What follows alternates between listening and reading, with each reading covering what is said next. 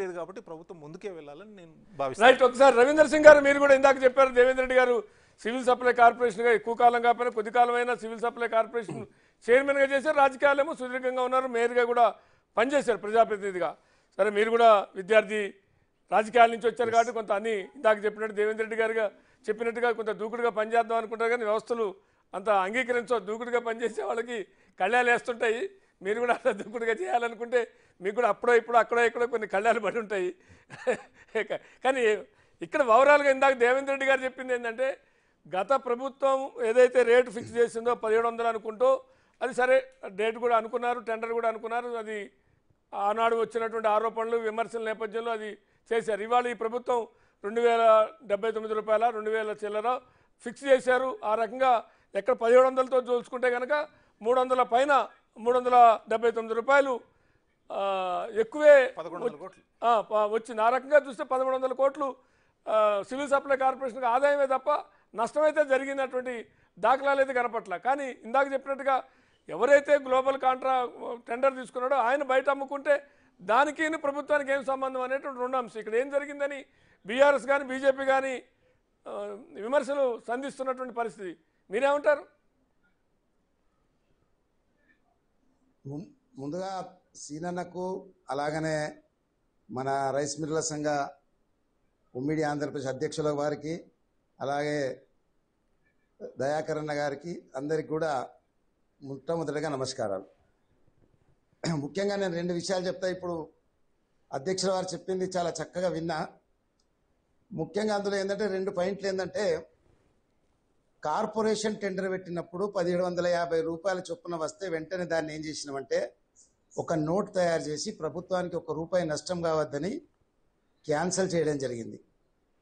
Cancel చేసిన తర్వాత global టెండర్ల వ్యవస్థ ఏదైతే ఉందో 100 కోట్లది, దాన్ని తగ్గించినాం. దాన్ని ఎందుకు తగ్గించినామంటే, తెలంగాణలో అందరూ రైస్ మిల్లర్స్ కానివ్వండి, బిజినెస్ మ్యాన్స్ కానివ్వండి, మిగతా సంబంధాలు ఉన్న వాళ్ళందరూ కూడా పార్టిసిపేట్ చేయాలని వి రిడ్యూస్ 10 crores వరకు.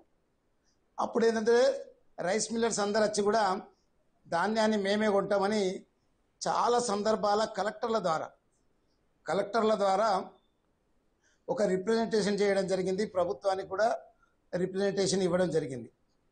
ప్రభుత్వం మొట్టమొదటిగా నేను కేసీఆర్ గారికి, కేటీఆర్ గారికి, వీళ్ళందరికీ ముఖ్యంగా ఏంటంటే నాకు ఫ్రీ హ్యాండ్ ఇచ్చిండ్రు. ఎక్కడ కూడా నన్ను హడిల్ అనలేదు, ఎక్కడ నన్ను ఇబ్బంది పెట్టింది. ఇప్పుడు అధ్యక్షులు వారు చెప్పినట్టు ఎక్కడ కూడా నాకు వారు చెప్పిన సందర్భాలు లేవు.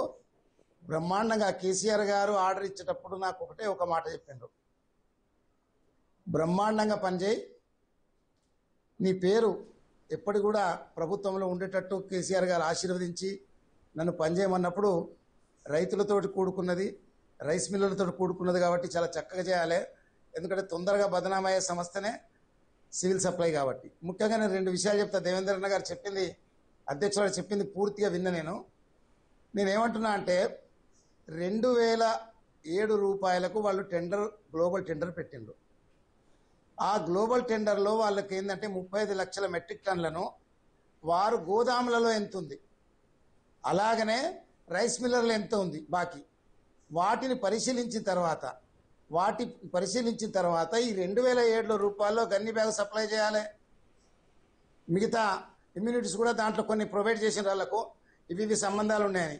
ప్లస్ దీంట్లో 50% ఆఫ్ ప్యాడీని ఈ రాష్ట్రంలో అమ్మద్దు, మిగతా రాష్ట్రాలలో బయటి రాష్ట్రాలు అమ్మాలనే ఒక నిబంధన కూడా పెట్టిండ్రు. నేనేమంటున్నా అంటే 2007 రూపాయలకి ఇచ్చిన ధాన్యాన్ని, కొనుక్కునే ధాన్యాన్ని మీరు రైస్ మిల్లర్ల దగ్గరికి వెళ్ళి గోదాములకి వెళ్ళి లిఫ్ట్ చేయకుండా కేవలం రైస్ మిల్లర్లతోటే మీటింగ్ పెట్టి మీరు డబ్బులు ఇవ్వాలనేది స్వయంగా మన మీటింగ్ పెట్టుకున్న సంగతిని మాత్రం మీరు మరవద్దు. అధ్యక్షుల వారికి నేను గుర్తిస్తున్నా. రైస్ మిల్లర్లను పిలిచి పెట్టుకున్నారు, జలవిహారో జల సోదరులను అక్కడ మీటింగ్ పెట్టుకున్నది 100% నిజం. ఇంకొకటి 2007 ఉన్నప్పుడు ఎప్పుడైతే గ్లోబల్ టెండర్ తీసుకున్నాడో ఆయన ఎక్కువ తీసుకునే అధికారం కూడా లేదు. ఫర్ కండిషన్స్ ప్రకారం ఎక్కువ తీసుకునే ₹1 అధికారం లేదు.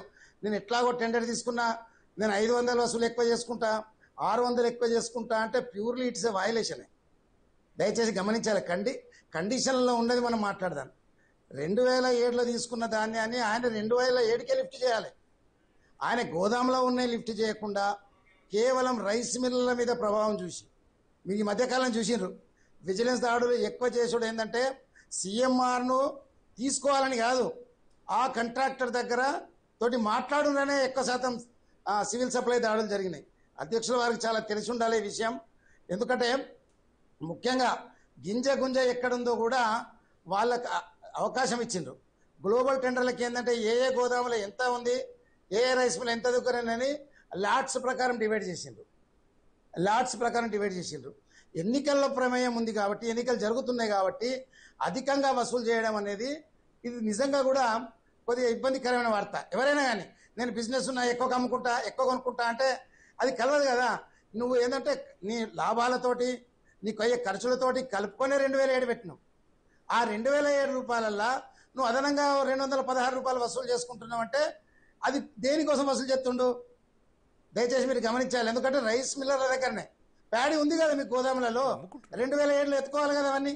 2007 రూపాయల్లో గోదాములకి వెళ్ళి లిఫ్ట్ చేయాలి కదా. గోదాములకి వెళ్ళి లిఫ్ట్ చేసింది ప్రభుత్వం ఎంత